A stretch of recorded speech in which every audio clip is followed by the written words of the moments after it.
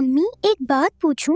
سال میں تو 12 مہینے ہوتے ہیں، پھر سب لوگ صرف رمضان کا اتنا انتظار کیوں کرتے ہیں؟ ہم بھوکے پیاسے کیوں رہتے ہیں؟ مطلب یہ مہینہ اتنا خاص اور ضروری کیوں ہے؟ میری پیاری شفا، بہت پیارا سوال ہے تمہارا۔ دیکھو، جیسے اسکیل میں گولڈن پیریڈ ہوتا ہے نا، ویسے ہی رمضان اللہ کا دیا ہوا VIP مہینہ ہے۔ VIP؟ وہ کیسے امی؟ سنو بیٹا، اس مہینے کی 5 بڑی باتیں ہیں جو اسے باقی 11 مہینوں کا بادشاہ بناتی ہیں۔ پہلی بات، اسی مہینے میں ہمارے پیارے اللہ نے قرآن شریف کو دنیا میں نازل فرمایا تھا۔ یہ ہماری گائیڈ بک ہے۔ دوسری بات، جیسے ہی رمضان کا چاند نظر آتا ہے، اللہ جنت کے سارے دروازے کھول دیتے ہیں، جہنم کے دروازے بند کر دیتے ہیں، اور شیطان کو زنجیروں میں قید کر دیا جاتا ہے۔ شیطان قید؟ مطلب وہ میں تنگ نہیں کرے گا؟ بالکل، اسی لیے تو نیکی کرنا آسان ہو جاتا ہے۔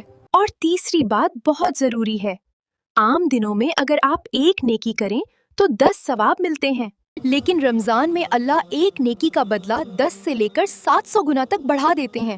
سوچو کتنا بڑا بونس ہے۔ اور چوتھی بات، اس میں لیلۃ القدر نام کی ایک رات آتی ہے۔ اگر اس رات آپ نے عبادت کر لی تو وہ ایک رات 1000 مہینوں یعنی 83 سال کی عبادت سے بھی بہتر ہے۔ اللہ، 83 سال؟ امی، اب میں سمجھ گئی، یہ تو واقعی رحمتوں کا خزانہ ہے۔ میں بھی روزے رکھوں گی اور اللہ کو خوش کروں گی۔ بے شک میری جان۔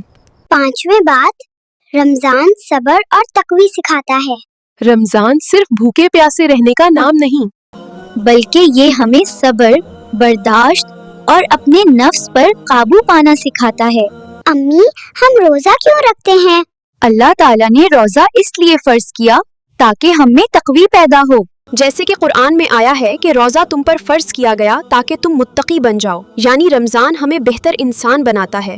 غصہ کم کرنا، جھوٹ سے بچنا، دوسروں کی مدد کرنا، غریبوں کی بھوک کو محسوس کرنا۔ اسی لیے رمضان کو تربیت کا مہینہ بھی کہا جاتا ہے۔ میرے دیکھنے والے پیارے بھائیوں اور بہنوں، اللہ ہم سب کو اس بار رمضان میں اپنی مغفرت حاصل کرنے کی توفیق عطا فرمائے۔ کمنٹ میں آمین ضرور لکھیں۔